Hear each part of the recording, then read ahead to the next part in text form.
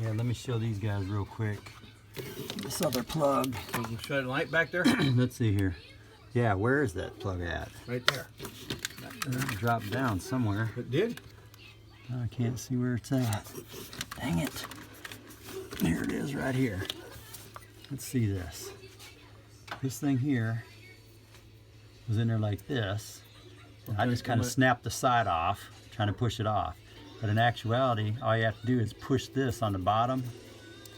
If you push that, it opens up. So if you can reach underneath it and push up on it, you should be able to just pop that thing right off back here. Let me see if that's in the picture. Yeah, you just push that like that. Okay, I'm just taking a video of where all these wires are to make sure nothing is sketchy. There we go.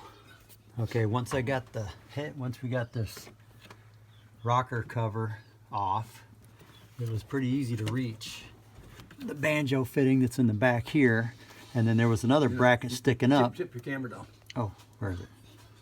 Okay. There was another bracket sticking up here, and there was only 2 bolts, and it was pretty easy to get on those bolts, to get those out with the ratchet wrench. Well, I broke them with the regular box end, and used the ratchet.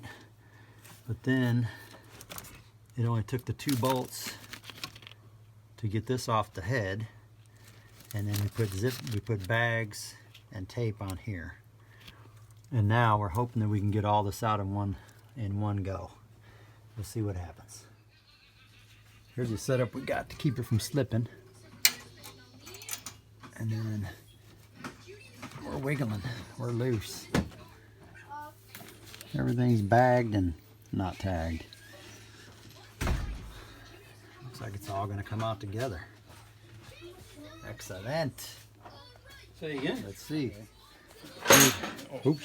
Here's the head out with the injector tubes, injectors, and the fuel rail all still intact. This thing just came right out pretty easy. I'll leave them in there too. I'm going to check it for flatness here in a minute. The only thing I did see, the cylinder walls, you can still see the crosshatch on there.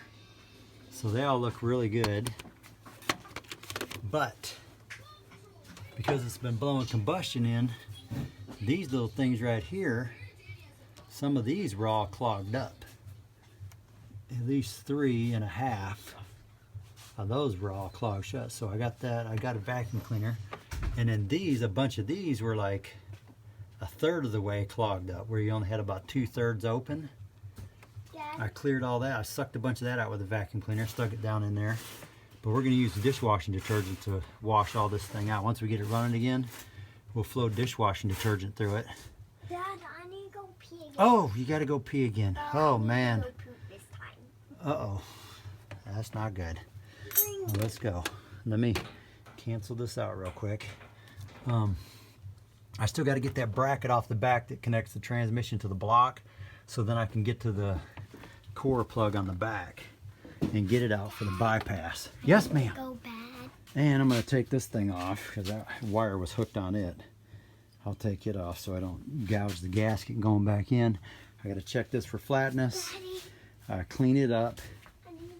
And then I still got to get the Black Market Performance fuel thing all set up, all the lines hooked up on it. There was only the 2 bolts right there that actually held that on, and I go, okay, let's go, let's go. Here's how I check for flatness. The light up there, right? Nah, we already checked it, so it's all good. Then we shine a light, see if we can get through there. Check the block, no light in between the cylinders. Crossway, angleways, or whatever. Explain what we're doing with the light. Yeah, we're shining the light, see if we can see any gaps. And there was like basically 0, zilch. This thing needs to be about 6 inches, 8 inches longer, but it worked. Okay, this right here took some to doing. I got down below with a big long bar and beat it to where it kind of cocked out. And I was having heck, dudes, with this hammer tapping on it. And I was afraid I was, look, tapping on the cylinder wall because the cylinder wall is right there, which kind of stinks. Finally, where's that little Hook scribe? Yeah, you just put it back. I was going to show them that hook scribe I used to stick in the back end of it. There. Hook scribe.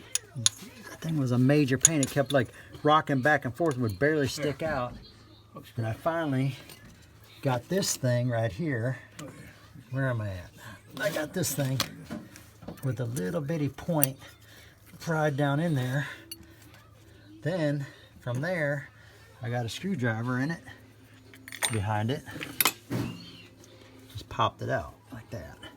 And here you go. Now we can hook up our bypass. It kind of sucks because you gotta be in this position all day. You know, there's like no place to,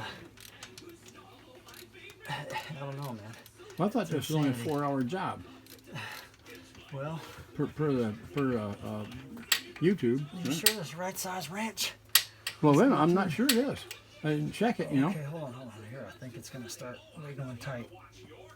Okay, I need a 16 for the other. Okay, day 2 in review.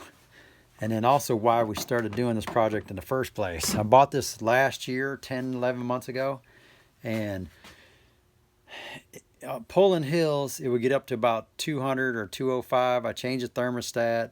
Then later on, a few months later, I mean, it seemed to be doing okay, but a few months later, I decided to put a warmer thermostat in because that one was too cold. It was wintertime and it was too cold. So I put a little bit warmer, the 192 back in instead of the 180. And when I changed out all the fluid, I noticed inside the cap that it was like real brown and funky. I thought, well, maybe someone just never changed the fluid on it. This motor right now, it had 190K on it when I got it. There was 132 on it when the guy, whoever swapped the motor in. And so right now it's got 207. I've driven it 17,000 miles in the 10 or 11 months I've had it. So then this last trip when I had the camper out, because all the miles have been pulling the camper so far, but the last trip when we went, it blew some antifreeze all over the engine compartment, and I noticed that we were bubbling in here. So then after doing some searching, internet searching and all that kind of stuff, I realized that it's pushing water, pushing pressure into the cooling system. So 6-7 head gasket time, and I don't know if it's something to use, but it says it is, so we're going to use it, both sides of the new head gasket. And then this thing here, dude, I don't think it's going to work.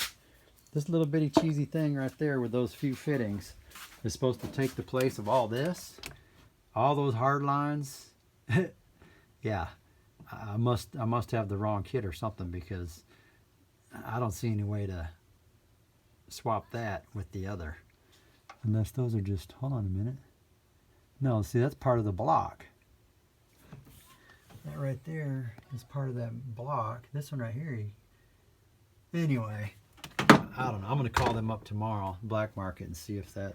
But I got this bypass thing in there today, and we're basically ready to go together. Everything's cleaned up. I sanded this all down with the block. Got it all nice and smooth. Head nice and smooth. We're just going to go back together with it all tomorrow. And then I'll call them about that, but I can always change that thing out later.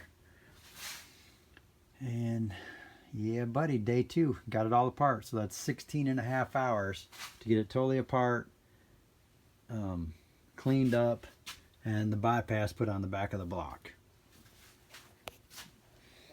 Later, dudes.